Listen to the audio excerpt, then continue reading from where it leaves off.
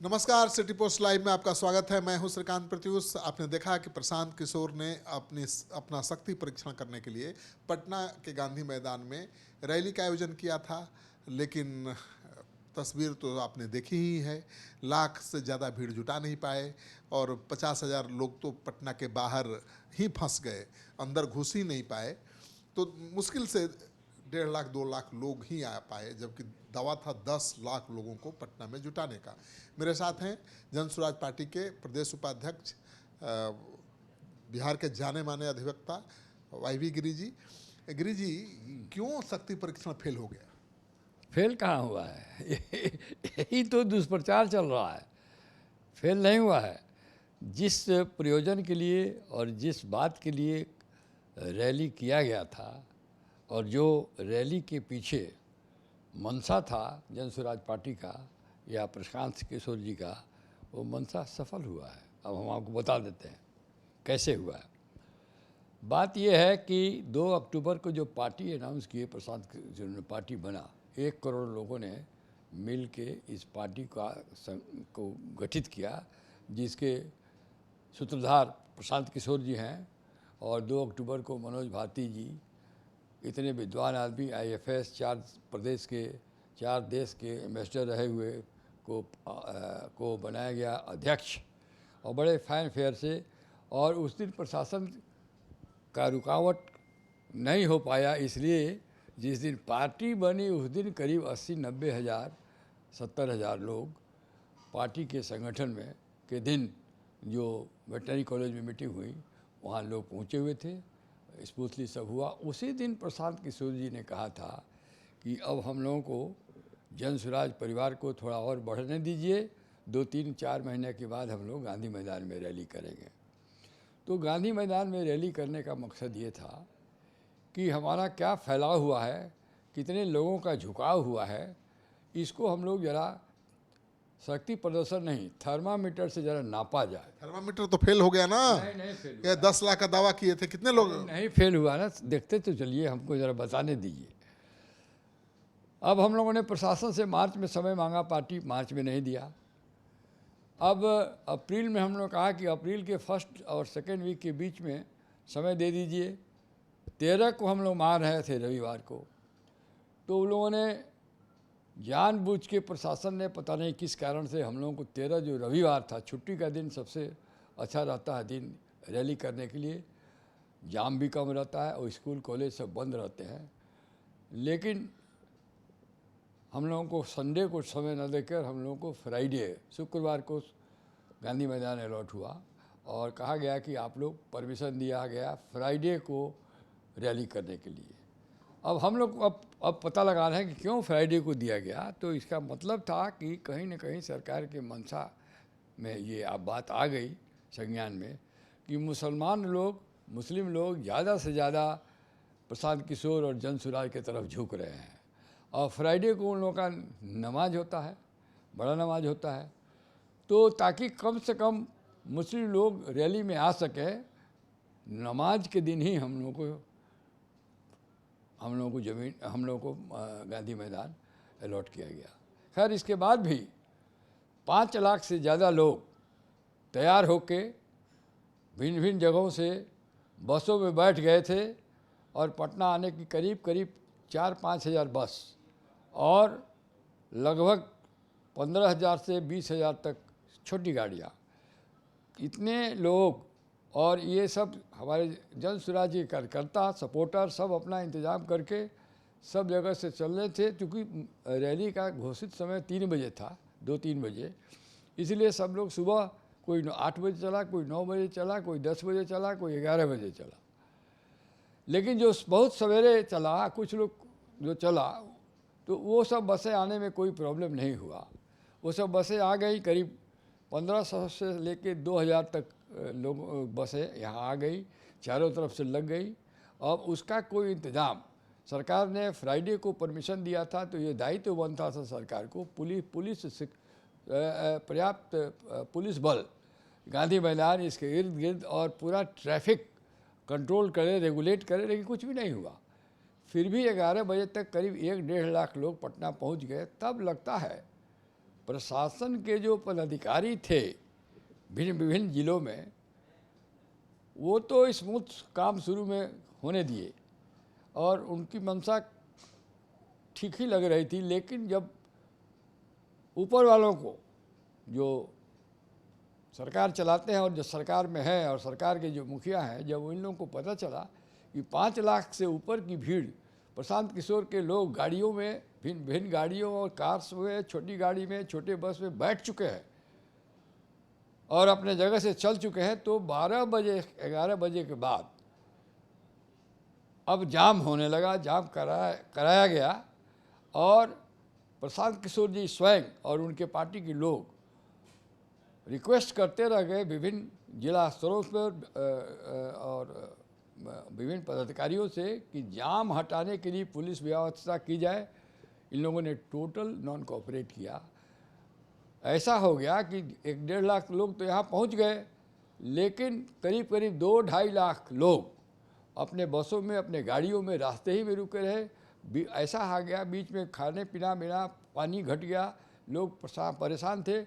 लोगों के परेशानी देखकर जो रास्ते में थे, उसके लिए प्रशांत किशोर जी 4 से लेके करीब करीब 2-3 बजे से जब उनको पता चला कि ये प्रशासन के नॉन कोऑपरेशन से और लापरवाही से, या तो जानबूझकर या गलती से जो भी हुआ हो, हमारे व्हीकल्स, हमारे बसेज, हमारी गाड़ी को नहीं आ पा रही है, रुक गया है, हमारे लोग रुक गए हैं और बिना खाने पिए, तो उन्होंने बहुत प्रयास किया। लगे चारों तरफ प्रशासन से गुहार लगाने, रास्ता बताने, बस वालों से बात करते, ये सब बात करते करते उनको समय लग गया। वो स्वयं 5 बजे एलसीसी घाट और गंगा नदी के किनारे जाकर, मतलब रोड पर जाम हटवाने का प्रयास करें। बौखला गए थे, कहा जा रहा है प्रशांत किशोर अपनी बसों को रोके जाने के बाद, और खुद जाम हटाने चले निकल पड़े थे। बहुत स्ट्रेन में आ गए और प्रशासन से उन्होंने, उनकी पहले भी संदेह था उनको कि ऐसा हो सकता है कि प्रशासन या सरकार के मुखिया या ऊपर सरकार चलाने लोग जब देख लेंगे कि बहुत सारे लोग आ रहे हैं, तो हो सकता है कि व्यवधान उत्पन्न हो। तो उन्होंने अपने पदाधिकारियों से, जो हमारे पार्टी के पदाधिकारियों से बार बार कहा कि ट्रैफिक पर ध्यान रखिएगा, कहीं ट्रैफिक की वजह से लोग न रुक जाए। हुआ वही, तो बेचारे ऐसी स्थिति आ गई। फिर वो 6 बजे करीब गांधी मैदान में आए। उस समय भी करीब करीब 70-80 हज़ार लोग थे गांधी मैदान में। उन्होंने मीटिंग किया, अपना विचार रखा और लोगों का सरकार के प्रति ये बात बताया कि देखिए, हमारे लोग जो चल चुके हैं 5 लाख लोग, 2-2.5 लाख को रास्ते ही में रोक लिया गया है। यदि उनको नहीं रोका रहता तो गांधी मैदान में 5 लाख की भीड़ होती। और मीटिंग तो ठीक से चली नहीं। प्रशांत किशोर आए और नारा लगवाया, 8 मिनट के अंदर निकल गए। प्रॉपर मीटिंग कहाँ हुई? नहीं, प्रॉपर मीटिंग हमारे लोगों को आने नहीं दिया गया। तो उन्होंने कहा, सरकार का जो इसके पीछे रवैया था, लेकिन उनका मंशा जो था, नारा लगवाया, लोगों से कहवाया, तो लोगों ने समर्थन किया कि इस सरकार को बदलना होगा, व्यवस्था को बदलना होगा। और ऐसा लोगों को लगा कि प्रशासन या जो भी एडमिनिस्ट्रेशन में है, इन लोगों को कोऑपरेट करके बसों को लाने का प्रयास करना चाहिए, न कि रोकने का प्रयास करना चाहिए। लेकिन एक जो भी है, आप शक्ति तो दिखा नहीं पाए ना गांधी मैदान में। शक्ति दिखाना से ज़्यादा ये था कि 5 लाख से ऊपर लोगों को जगा देना सरकार के जनसुराज के पक्ष में, और प्रशांत किशोर जी की फिलॉसफी के सपोर्ट में 5-7 लाख लोगों को एक्टिव करने का हम लोग का विचार था। उसमें हम लोग सफल रहे। जो बस में बैठे हुए, जो 5 लाख आदमी बस और गाड़ियों में बैठ गया और जिसको आने नहीं दिया गया, उसके लेके तो और उन लोगों का क्षोभ और रोष सरकार के खिलाफ हो गया है। अब तो ज़्यादा शक्ति लगा के वो सरकार को हटाने का प्रयास करेंगे। प्रशांत किशोर तो एकदम परशुरामा अवतार में दिख रहे थे, मंच से पर भी और हर जगह। प्रशांत किशोर जी को अनएक्सपेक्टेड सरकार की हरकत को वो देख के हतप्रस्त रह गए, लेकिन अपना उन्होंने मैसेज जनता को दे दिया। और जो जनता ना आ पाई, उसके न आने के लिए, और जो जनता आई उन न आने से जो मीटिंग विलम्ब हुआ, इसके लिए उन्होंने क्षमा भी मांगा और अपना विचार भी रख दिया कि भाई आप लोग अब ऐसी सरकार को उखाड़ फेंकिए जिस सरकार ने पीसफुल मीटिंग को नहीं होने दिया, लोगों को नहीं आने दिया। प्रशांत किशोर की मानसिक स्थिति का अंदाजा आप इसी बात से लगा सकते हैं कि मन से उन्होंने कहा कि हम ही विवाह भी कराते हैं, हम ही श्राद्ध भी कराएंगे नीतीश सरकार। बात यह है कि वो एक कहने का लहजा है कि 2020 में नीतीश कुमार जी को उन्होंने ही नहीं जिताया था, और जिताया था और महागठबंधन की सरकार बनाए थे, तो एक तरह से सरकार बनवाने में उन्होंने मदद किया था। 2015 के चुनाव में उन्होंने मदद की। 2015 के चुनाव में तो महागठबंधन जीती, बीजेपी का जो झंडा चारों देश में लहर रहा था उसको इन्होंने रोक दिया। तो एक तरह से राजनीति में सरकार बनवा देना एक प्रकार का विवाह है, और सरकार से पद अपदस्थ कर देना, हटा देना एक तरह से राजनीतिक मृत्यु है। या प्रशांत किशोर के कड़े अनुभव हो रहे हैं, बहुत कड़वे अनुभव हो रहे हैं राजनीति में आने पर। वो ठीक है, अच्छे चुनावी रणनीतिकार हैं, चुनाव लड़ना जानते हैं, जिताना जानते हैं, लेकिन अपनी पार्टी बनाकर चुनाव लड़ना कितना मुश्किल है, इस बात का एहसास हो गया उनको। नहीं, वो तो डटे हुए हैं, उन्होंने अब पीछे हटने वाले नहीं है। वो तो उन्होंने तुरंत अल्टरनेटिव सोच लिया है, आगे कैसे करना है, क्या करेंगे आगे। अभी जाएंगे, जनता में जा ही रहे हैं, गांव-गांव जाएंगे, हर जिले में जाएंगे, हर सब डिवीज़न में जाएंगे, हर ब्लॉक में जाएंगे, हर जिले में मीटिंग करेंगे, हर सब डिवीज़न में दो विधानसभा के क्षेत्र के बीच में मीटिंग करेंगे, हर 2 विधानसभा पर बीच में एक मीटिंग होगा। पटना में भले रैली बड़ी नहीं हो पाई, जिलों में होगी। हाँ, जिलों में रैली होगी, जिलों में लोगों को बात कही जाएगी, और बड़ी रैली तो हो ही गई। 5 लाख लोग पार्टिसिपेट कर गया। जो बस में लोग बैठे हुए थे और जो गाड़ियों में लोग बैठे हुए थे, जिनको आने नहीं दिया गया, यूट्यूब पर तो सब देख रहे थे और कम्युनिकेशन हो रहा था, विचार विमर्श हो रहा था। तो 5-7 लाख आदमी का पार्टिसिपेशन तो हो ही गया। कुछ लोग गांधी मैदान में आ सके, कुछ लोग नहीं आ सके। मोटो जो था, मिशन जो था रैली का, वो पूरा हो गया। आपको लगता है कि सरकार डर गई प्रशांत किशोर से? पूरी सरकार डरी हुई है। सरकार क्या, सब पार्टियां डरी हुई हैं। अब तो लड़ाई एक तरफ जनसुराज है। हमको तो लगता है कि बाद में राजद वगैरह सब एक तरफ मिल के प्रशांत किशोर को रोकने का ना प्रयास करे। अब भाजपा में देखिए ना, भाजपा में बिहार में कोई ऐसा सर्वमान्य नेता नहीं है।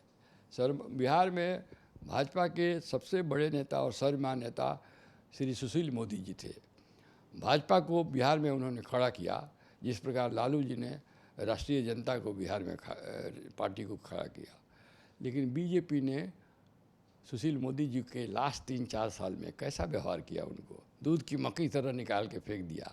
कारण ये है कि अब आज के दिन में बीजेपी में कोई ऐसा स्थापित नेता नहीं है जो बीजेपी को बिहार में लीड दिला दे। तो अब वो लोग क्या कहते हैं कि अमित शाह जी हम लोग के चाणक्य हैं, अब उनको गुजरात से चाणक्य लाकर बिहार में चुनाव लड़वाना बीजेपी चाह रही है, कर रही है। हमारे यहाँ तो स्वयं चाणक्य कहाँ पैदा हुए थे, बिहार में पैदा हुए थे। हमारे बिहार में चाणक्य, आज के चाणक्य या उतने ज्ञानी हमारे प्रशांत किशोर जी बिहार ही में पैदा हुए हैं। तो इम्पोर्टेड चाणक्य ले आते हैं ये लोग, इम्पोर्टेड चाणक्य ले आ रहे हैं गुजरात से। हमारे बिहार में बैठा हुआ चाणक्य का दूसरा रूप हमारे प्रशांत किशोर जी, उनके सामने क्या टिक पाएंगे? चाणक्य का पसीना छुड़ा दिया सरकार ने, एक रैली नहीं करने दी। अरे सरकार तो सब देखिए, सरकार में रह के पसीना छोड़ा देना, सरकार के पावर को दुरुपयोग करना अलग बात है। आप ही लोग कह रहे हैं कि सरकार ने किया है। ठीक बात है। तो सरकार ऐसी स्थिति में है, पुरानी सरकारें भी बहुत सारे रैलियों को रोकी है, ये कोई नई बात नहीं है। लेकिन हम लोग नहीं सोच रहे थे कि एक तीसरा विकल्प जो बिहार में बन के आ रहा है, स्वच्छ सरकार की कामना कर रहा है, प्रयास कर रहा है, इसके रैली को भी लोग रोक देंगे, ये हम लोग इतना मनोबल गिरा है गिरी जी, ईमानदारी से बताइए। नहीं, कोई मनोबल नहीं गिरा है। हमारा जो मिशन था वो मिशन हमारा पूरा हो गया। 5-7 लाख लोग जो यहाँ आके अपना विचार रखते या अपना मन बनाते। सब लोग जो बस में बैठा है वहीं से, जो गाड़ी में बैठा है वहीं से, all were mentally active as if they were in the Gandhi Maidan. इसलिए हमारा जो मिशन था, जो मैसेज देना था, वो मैसेज चला गया। प्रशांत किशोर किसी को हरा सकते हैं, जिता भी सकते हैं, लेकिन खुद जीतने के लिए और ताकत चाहिए गिरी जी। थोड़ा समय रखिए, ताकत दिन ब दिन बढ़ रही है और 6 महीना के तो बात है, देख लीजिए 6 महीने में क्या होगा।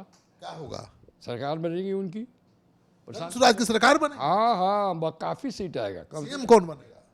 अब सीएम तो जो भी पार्टी इसको तय करेगी, सीएम, हम नहीं लगता है कि सीएम का कोई इशू है। विचारधारा जो प्रशांत किशोर जी का है, कोई भी सीएम बनेगा वही विचारधारा लागू करना होगा। प्रशांत किशोर जी बने, सबसे अच्छी बात है। ना भी बने, कोई भी दूसरा एबीसी बने पार्टी का, किसी भी आदमी को, हमारे मनोज भाती जी हैं, जो भी बनेगा वह तो उसका कंट्रोल तो प्रशांत किशोर जी के हाथ में ही रहेगा।